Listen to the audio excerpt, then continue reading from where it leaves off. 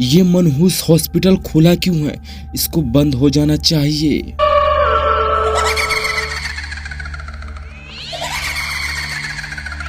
मेरा नाम विवेक है और आप देख रहे हैं हंटिंग वर्ड्स। अपने कान में एक बार फिर से ईयरफोन लगा लीजिए और तैयार हो जाइए डर को एक्सपीरियंस करने के लिए।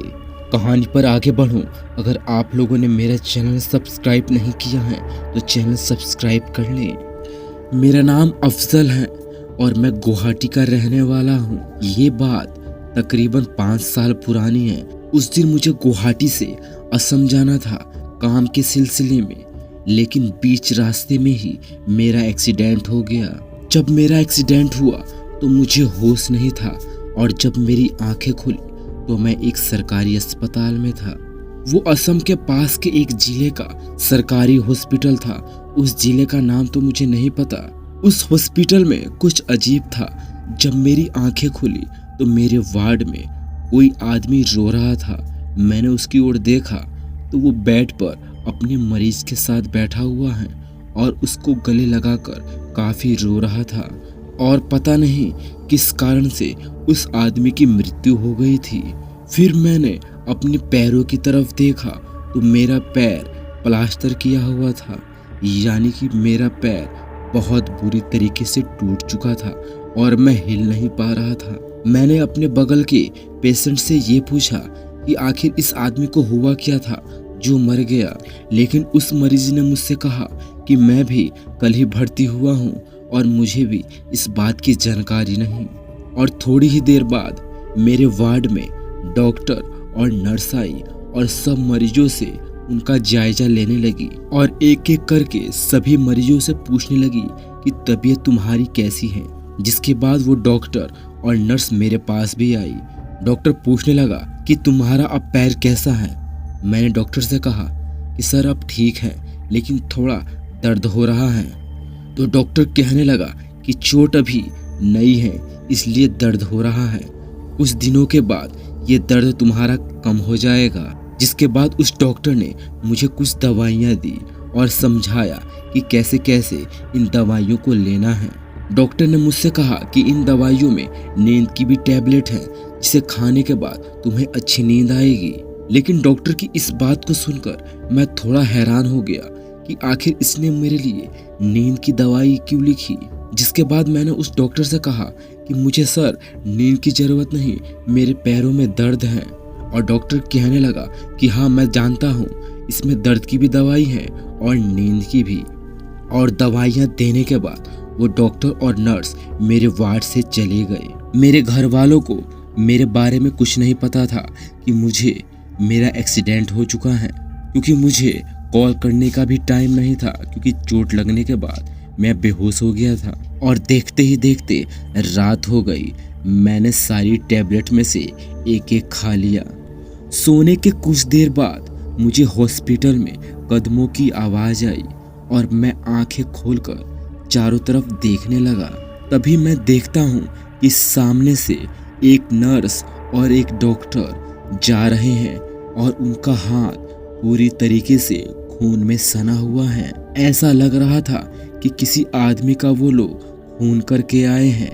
लेकिन मैं सोचने लगा कि हो सकता है कि किसी आदमी का इन्होंने ऑपरेशन किया हो। लेकिन फिर बाद में मेरे मन में ख्याल आया कहीं ये लोग ऑपरेशन करके आ रहे हों। लेकिन तभी देखते ही देखते मेरे बगल वाले वार्ड से मुझे चीखने की आवाज़ आई, जो काफ़ी बिलक रहा था और रो रहा था, कह रहा था कि मुझे छोड़ दो, मुझे जाने दो। आखिर तुम ऐसा मेरे साथ कैसे कर सकते हो? तुम डॉक्टर हो, तुम ये क्या कर रहे हो? और थोड़ी देर बाद वो आवाज़ शांत हो गई। जिसके बाद मुझे वही डॉक्टर और नर्स मेरे वार्ड के दरवाजे से जाते हुए नजर आए। जिसके बाद वो आवाज़ शांत हो गई और थोड़ी देर बाद मैं उसी डॉक्टर और नर्स को अपने वार्ड के सामने से जाता हुआ देखता हूँ और उनके हाथ पूरे खून में सने थे और उनके हाथ से खून टपक रहा था, जिसे देखकर मैं थोड़ा डर गया। मैंने अपने अगल बगल में देखा तो मेरे अगल बगल के मरीज गहरी नींद में सो रहे थे क्योंकि इन लोगों को भी नींद की दवाई दी गई थी, और मुझे नींद इसलिए नहीं आई क्योंकि मैं पहले से ही बहुत ज़्यादा नशा करता था और जिस टैबलेट का मेरे शरीर पर कोई असर नहीं हुआ। मैंने अपने पास के मरीजों को उठाने की काफ़ी कोशिश की और यहाँ तक उनके शरीर को झकझोरा भी, लेकिन वो उठने का नाम नहीं ले रहे थे। ऐसा लग रहा था कि वो मर चुके हैं। जिसके बाद मैं चुपचाप अपने बेड पर सो गया और सुबह सुबह मुझे किसी की रोने की आवाज़ आई और मैंने आंखें खोली तो मुझे पता चला कि मेरे बगल वाले वार्ड में एक पेशेंट मर गया है। मैं इस बात को सुनकर काफ़ी हैरान हुआ कि कल मैं जब आया था तो एक मरीज मर गया और आज भी एक और मरीज मर गया। आखिर ये अस्पताल में हो क्या रहा है? लेकिन आखिर मैं कर भी क्या सकता था। मेरी हिम्मत उस मरीज के पास जाने की हुई, लेकिन मेरा पैर टूटा हुआ था। मैं जा नहीं सकता था उसके पास कि आखिर उसके साथ हुआ क्या जिस कारण ये मरीज मर गया। फिर थोड़ी देर बाद मेरे वार्ड में एक डॉक्टर और नर्स आई और सब मरीजों से जायजा लेने लगी और कल की तरह सब मरीजों को सेम टैबलेट देने लगी और मुझे भी उन लोगों ने टैबलेट दी। जिसके बाद वो वार्ड से चले गए। मैंने अपने पास के मरीजों से पूछने की कोशिश की कि आखिर इस अस्पताल में डेली आदमी क्यों मर जाता है, लेकिन उनके पास मेरे सवालों का जवाब नहीं था और वो चुप रहे। और कुछ टाइम बाद रात हो गई। मेरे वार्ड के सारे मरीज सो चुके थे पर मुझे नींद नहीं आ रही थी और फिर से मेरे कानों में उन्हीं कदमों की आवाज़ आने लगी और ये आवाज़ें मेरी तरफ आ रही थी, जिसे सुनकर मैं शांत हो गया और हिलना डुलना बंद कर दिया। मैंने अपनी सीट को थोड़ा नीचे कर देखा। मैं देखता हूँ कि वो डॉक्टर वो नर्स मेरे वार्ड में खड़े हैं और पता नहीं आपस में कुछ गुंथुन कर रहे हैं। ना तो मुझे उनकी लैंग्वेज समझ आ रही थी और ना ही वो क्या करने वाले थे जिसका अंदाजा लगाया जा सकता था। और जब मैंने उनकी तरफ देखा तो मेरे होश ही उड़ गए। मैंने उनके शरीर की तरफ देखा तो उनके शरीर पर काफी चोट, काफी घाव के निशान थे और कहीं कहीं से तो उनके शरीर से खून टपक रहा था। तभी डॉक्टर ने इशारा किया और वो मेरे बेड के मरीज के पास आकर खड़े हो गए। जिसके बाद वो मरीज चिल्लाने लगा कि मुझे छोड़ दो, मुझे दर्द हो रहा है। और उसकी आवाज़ें सुनकर मैं डर गया और थर-थर कांपने लगा। लेकिन किसी तरह मैंने अपने शरीर को कंट्रोल किया और देखते ही देखते वो दर्द भरी आवाज़ बंद हो गई और वो डॉक्टर वो नर्स मेरे वार्ड से चले गए। लेकिन मेरी हिम्मत उस मरीज को देखने की नहीं कर रही थी। मैं अंदर से काफ़ी ज़्यादा घबराया हुआ था और डर लग रहा था कि मेरे साथ कोई हादसा ना हो जाए। मैं सोचने लगा कि ये हॉस्पिटल है या मौत का दरवाज़ा। जिसके बाद मेरी आंख लग गई और सुबह उठकर देखा तो वो पेशेंट मर चुका था, लेकिन उसके परिवार से कोई नहीं आया था। मैंने पता किया तो उसके घर में कोई था ही नहीं। मैंने तभी डिसाइड किया कि मुझे अब इस हॉस्पिटल में एक पल नहीं रुकना है, नहीं तो हो सकता है कि अगला नंबर मेरा हो। मैंने बेड से उतरने की कोशिश की, लेकिन तभी एक डॉक्टर और एक नर्स मेरे वार्ड में आ गए और सबको पहले की तरह सारी प्रक्रिया बताने लगे और इस वार्ड को छोड़कर दूसरे वार्ड में चले गए। मैं ठीक से हिल नहीं पा रहा था और आखिर मैं इस अस्पताल से जाऊंगा कैसे। तभी मेरे दिमाग में ख्याल आया कि क्यों ना अपने घर वालों के पास फ़ोन करूं। मैंने अपने पास के मरीजों से मोबाइल मांगने की कोशिश की तो एक मरीज ने मुझे मोबाइल ला कर दिया। मैंने अपने घर वालों के पास फ़ोन लगाया और अपने घर वालों से ये साफ साफ बता दिया कि मेरा 2 दिन पहले एक्सीडेंट हो गया था, जिस कारण मैं एक अस्पताल में भर्ती हूँ। जिसके बाद मेरे घर वाले घबरा गए। उन्होंने कहा कि हम सुबह आ जाएंगे। अब मुझे इंतज़ार था कल सुबह का। सुबह होते ही मैं इस हॉस्पिटल को हमेशा हमेशा के लिए छोड़ जाऊंगा। और कुछ घंटों के बाद रात हो गई और फिर वही प्रक्रिया होने लगी। मेरे कानों में उन कदमों की आवाज़ आई और अगले ही पल वो डॉक्टर वो नर्स मेरे वार्ड में आ गए और आपस में कुछ गुंधुन करने लगे।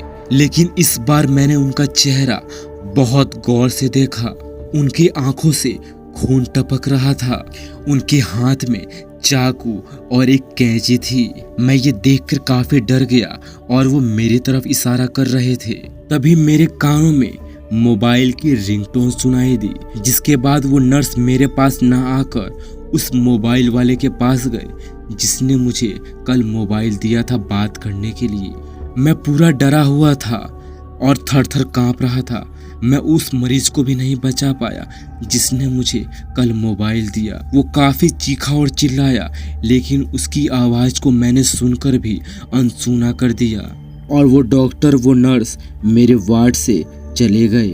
और जैसे निकले ही थे कि मेरे पास का मरीज अचानक से उठ गया और उठकर मेरी तरफ मुंह घुमाकर कहा कि अफजल, यहाँ से तुम भाग जाओ, नहीं तो तुम्हारी मौत पक्की है, क्योंकि इस डॉक्टर और नर्स का अगला नंबर तुम्हारा है। और इतना कहने के साथ ही वो मरीज अचानक से बेड पर गिर गया, जिसे देखकर मैं और ज्यादा घबरा गया कि आखिर ये अचानक उठ कैसे गया। अभी तो सो रहा था। मैं बस इंतजार कर रहा था कि कब सुबह हो जाए, मेरे परिवार वाले मेरे पास आएं और मुझे जल्दी से इस हॉस्पिटल से लेकर जाएं। और इस मनहूस रात के बाद आखिर सुबह हो ही गई। मैंने आंखें खोल कर देखी तो सामने वाले बेड के पास उसके घर वाले उसको पकड़कर रो रहे थे, जिसे देखने के बाद मेरे आंखों से भी आंसू बहने लगे। लेकिन मैं कर भी क्या सकता था, क्योंकि मेरी जान के खुद लाले पड़े हुए थे। किसी तरह पिछली रात मेरी जान बची और इस बेचारे की वजह से मेरी जान बच गई। और कुछ समय बाद मेरे घर के लोग मेरे पास आ गए और उनके आने के साथ ही मैंने उनसे सारी बात बता दी, जिसके बाद मेरे फैमिली वालों ने डॉक्टर से परमिशन ली मुझे डिस्चार्ज करने की। वो डॉक्टर काफ़ी बड़बड़ा रहा था कि मुझे इस अस्पताल में रहने देने के लिए, लेकिन मैंने फैमिली वालों को सारी बात बता दी थी। उन्होंने डॉक्टर से ज़बरदस्ती की और मुझे मेरे घर ले गए। लेकिन जब मैं जा रहा था, मैंने डॉक्टर की तरफ देखा तो वो डॉक्टर अजीब सा हरकत कर रहा था और मुझे देखकर हंस रहा था। तो दोस्तों, आज की कहानी बस यहीं तक। आशा करता हूँ मेरी स्टोरी आपको अच्छी लगी होगी। अच्छी लगी तो वीडियो को लाइक करें, चैनल को सब्सक्राइब करें। मिलता हूँ नेक्स्ट वीडियो में, तब तक के लिए जय हिंद एंड बाय बाय।